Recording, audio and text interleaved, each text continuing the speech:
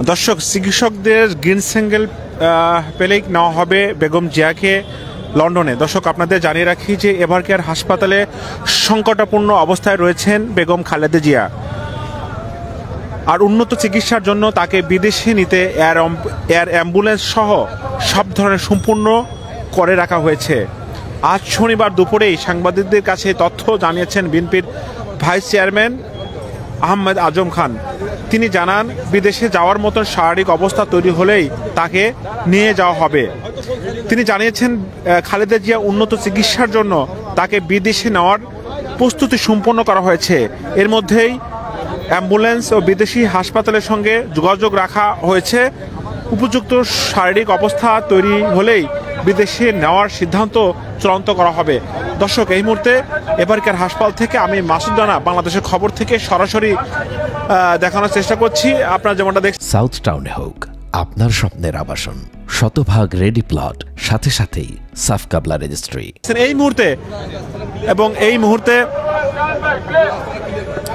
মুহূর্তে আপনারা যেমনটা দেখছেন যে এভারকেয়ার হাসপাতালের সামনে বিএনপির সমর্থিত এবং বিএনপির সমর্থন এবং বিএনপির নেতাকর্মী তারা কিন্তু অবস্থান করছেন। আপনারা যেমনটা দেখছেন, ঢাকা মহানগর উত্তর বিএনপির আহ্বায়ক এবং সাবেক ফুটবলার আমিনুল হক তিনি কিন্তু দুপুর থেকেই কিন্তু এই হাসপাতালে, অর্থাৎ বেগম খালেদা জিয়া যে হাসপাতালে রয়েছে, এই হাসপাতালের সামনে যাতে বড় ধরনের লোক সমাগম না হয় এবং এই জন্যই আমিনুল হক তিনি কিন্তু নিজে দুপুর থেকে সবাইকে সরিয়ে দিচ্ছেন। এছাড়া আপনাদের যদি জানিয়ে রাখি, কিছু সময় আগে বিএনপির যুগ্ম মহাসচিব রুহুল কবির রিজভী তিনি কিন্তু তিনবারের প্রধানমন্ত্রী বেগম খালেদা জিয়ার আর স্বাস্থ্যের খোঁজখবর নিয়েছেন। স্বাস্থ্য খোঁজখবর শেষে তিনি কিন্তু গণমাধ্যমের সঙ্গে কথা বলেছেন। তিনি যেমনটা জানিয়েছেন যে বেগম খালেদা জিয়ার এবং শারীরিক অবস্থা অপরিবর্তিত রয়েছে, তবে মেডিকেল টিম এবং চিকিৎসকদের গ্রিন সিগন্যাল পেলেই তাকে দেশের বাইরে নেওয়া হবে। আপনাদের আরও জানিয়ে রাখি, এই মুহূর্তে দেখছেন যে বিভিন্ন প্রান্ত থেকে আসা বিএনপির সমর্থিত এবং তারা কিন্তু সবাই এসেছেন। আপনার কাছে জানতে চাই,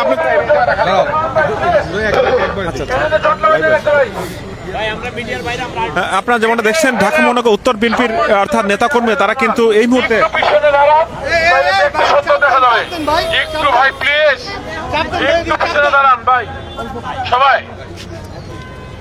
আমাদের দলীয় লোক ভাইয়েরা যারা আছেন তারা চলে যান, বাসায় চলে যান, মিডিয়া ছাড়া।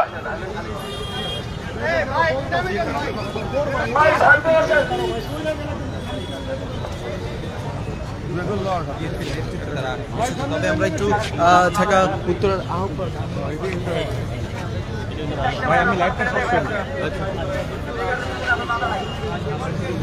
দর্শক, এই মুহূর্তে দেখছেন যে ঠিক হাসপাতালের সামনে কিন্তু বিএনপির সমর্থিত এবং ঢাকা মহানগর উত্তরের বিএনপির ব্যানারে কিন্তু, অর্থাৎ তারা কিন্তু হাসপাতালের ভিড় নয়, আপনার দোয়া ঘরে থেকেই পৌঁছে যাবে, মূলত এই বার্তা দিয়ে তারা কিন্তু এই মুহূর্তে এবারকার হাসপাতালের সামনে অবস্থান করছেন। এছাড়া আমি যদি আপনাদের জানিয়ে রাখি, এই মুহূর্তে কিন্তু তিনবারের প্রধানমন্ত্রী বেগম খালেদা জিয়া তিনি কিন্তু সংকটপূর্ণ অবস্থায় রয়েছেন। তবে চিকিৎসকদের গ্রিন সিগন্যাল পেলেই তিনি কিন্তু দেশের বাইরে যাবেন। একমাত্র তার পরিবার এবং চিকিৎসকের অনুমতি নিয়ে তিনি কিন্তু বাইরে যাবেন, এমনটাই কিন্তু আমরা জানতে পেরেছি। কিছু সময় আগে কিন্তু বিএনপির যুগ্ম মহাসচিব রুহুল কবির রিজভী তিনি কিন্তু এসেছিলেন। তিনি যেমনটা মেসেজটা দিয়েছেন যে ঘরে বসেই বেগম জিয়ার জন্য দোয়া করার আহ্বান তিনি কিন্তু জানিয়েছেন। এই মুহূর্তে দেখছেন যে রাত যত গভীর হচ্ছে ততই কিন্তু এবারকার হাসপাতালের সামনে কিন্তু বিএনপির নেতাকর্মীরা অবস্থান করছেন।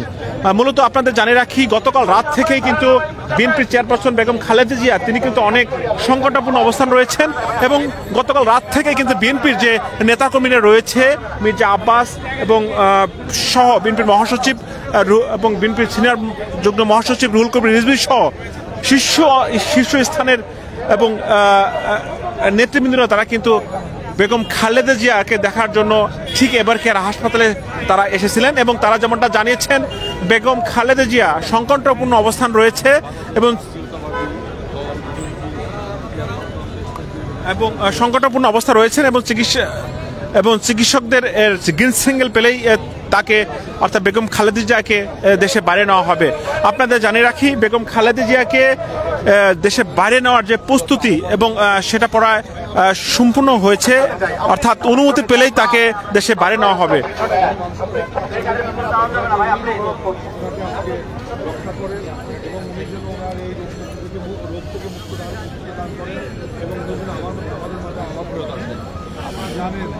একটি কঠিন কথা উনি বলে গেছেন ইতিমধ্যে। এর মধ্যে উনি একটি কথা এই জাতির উদ্দেশ্যে বলে রেখেছিলেন যে বিভিন্ন ক্রুশিয়াল মুভমেন্টে যখন ওনাকে জোর করে এই দেশ থেকে বিদেশে যেতে বলা হয়েছিল, উনি একটি কথাই বলেছিলেন যে আমার বিদেশে কোনো ঠিকানা নাই, আমার বিদেশে কোনো প্রভু নাই। এই দেশের মাটি মানুষের সাথে আমার জীবন, এই দেশের মাটি মানুষের সাথে আমি মিশে আছি, আমি এই দেশ ছেড়ে কোথাও যাব না, আমি এই দেশের মানুষকে নিয়ে থাকবো। আজকে তাই দেশবাসীকে বলবো, যে নেত্রী সেই বিপদের মুহূর্তে আপনাদেরকে রেখে ইন্ডিয়ায় পালিয়ে যাননি বা অন্য কোথাও পালিয়ে যাননি, সেই নেত্রী আজকে অত্যন্ত অসুস্থ এবং আল্লাহ যেন ওনাকে আবার সুস্থ করে আমাদের মাঝে সুস্থ অবস্থায় ফেরত নিয়ে আসেন এবং এই দেশ এবং জাতিকে যেন উনি সঠিক নেতৃত্ব দান করতে পারেন, সেই দোয়াই আমি করব এবং দেশবাসীকে করতে বলবো যে আমরা আগামী দিনে মহান রাব্বুল আলামিন যেন ওনাকে সুস্থ করে আবার যেন ওনাকে ঘরে পাঠিয়ে দেয় এবং এই দেশ এবং জাতিকে যেন নেতৃত্ব দিতে পারেন। আপনাদের সবাইকে ধন্যবাদ।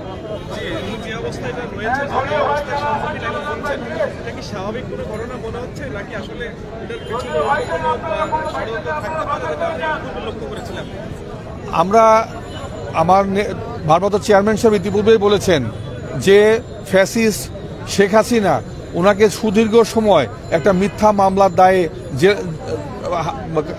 কারাগারে রেখে দিয়েছিলেন। যখন উনি কারাবরত হয়েছিলেন তখন ওনাকে স্লো পয়জনিং করা হয়েছে কিনা এবং ওনাকে বিভিন্ন বিষাক্ত কোনো কিছু করা হয়েছে কিনা, আজকে সেই জাতি আজকে সেই কোশ্চেন করছে। সেই ফ্যাসিস্ট দেশ ছেড়ে পালিয়ে গেছে, কিন্তু তার সেই কার্যক্রম এখনো রয়ে গেছে। আমরা সেই ফ্যাসিস্টদেরকে বলতে চাই যে তোমরা ঘৃণিত, তোমরা এই দেশের মাটি মানুষকে রেখে তোমরা এই দেশ ছেড়ে পালিয়ে চলে গেছো, কিন্তু আমার নেত্রী, এই সব কোটি কোটি মানুষের নেত্রী এই দেশ ছাড়েনি এবং এই দেশেই আছেন এবং এই দেশের মানুষের, সাধারণ মানুষের দোয়ায় আবার উনি সুস্থ হয়ে এই দেশ এবং জাতিকে নেতৃত্ব দেবেন। সবাইকে ধন্যবাদ, আপনাদের সবাইকে ধন্যবাদ।